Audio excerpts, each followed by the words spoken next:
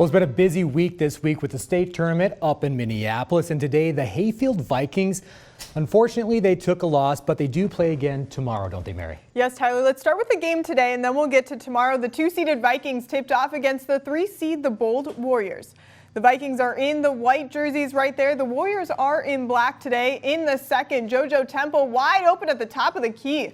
She drills that three. That cuts the Warriors' lead to just 3 points. And then Chelsea Christopherson with the fake gets the bucket to fall right there after she drives. Bold is up 45-36 with just under 3 minutes to go. Christopherson in the corner.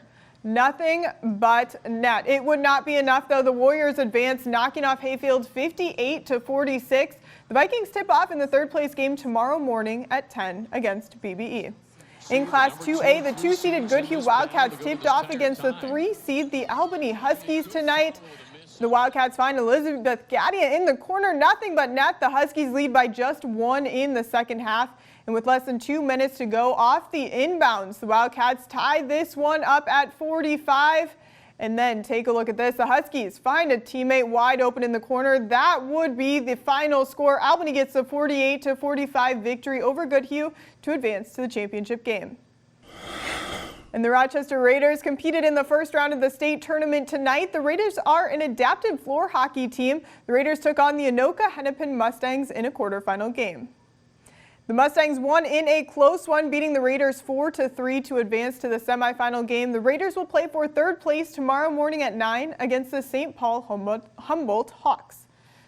And in boys basketball, the Section 1 3A championship was tonight. The 1-seeded Stewartville Tigers tipped off against the 3-seed, the Winona Windhawks.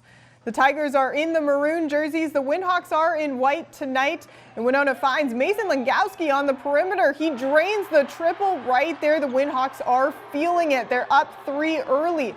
And Tigers' Caleb Bancroft makes a move under the hoop, gets the bucket. Winona leads by 2 points. And then Henry Cheddar finds Brady Pickett.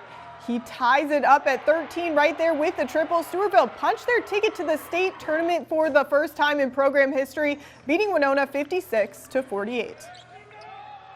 And the University of Minnesota Golden Gophers women's hockey team is competing in the Frozen Four in Duluth. The number 2 Golden Gophers faced off against the Wisconsin Badgers. The Badgers are moving on to the championship game. They beat the Gophers 3-2 in overtime. And in the NJCAA Division III Women's Basketball Championship, the Rochester Community and Technical College Yellow Jackets are still dancing.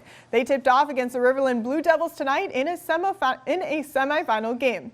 The Blue Devils are in the black and the Yellow Jackets are in white. Riverland's Kaylee Miles is wide open in the corner, and she drills it. The Blue Devils lead 5-1 early.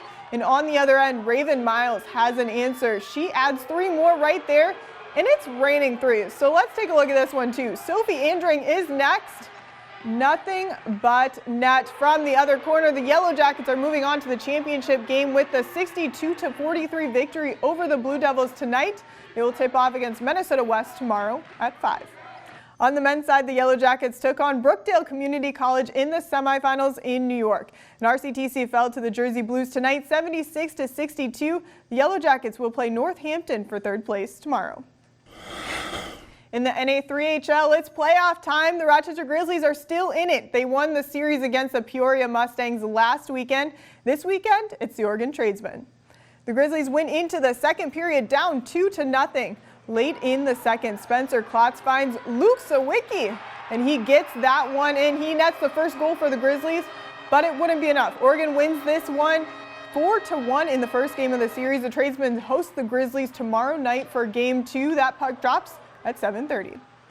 In the NCAA tournament, let's start on the women's side. The number 2 seeded Iowa Hawkeyes took on the 15 seed, the Southeastern Louisiana Lady Lions in Iowa City. And the Hawks ran away with this one, getting the 95-43 victory over the Lady Lions. Iowa will take on the 10-seeded Georgia Bulldogs at 2 on Sunday afternoon.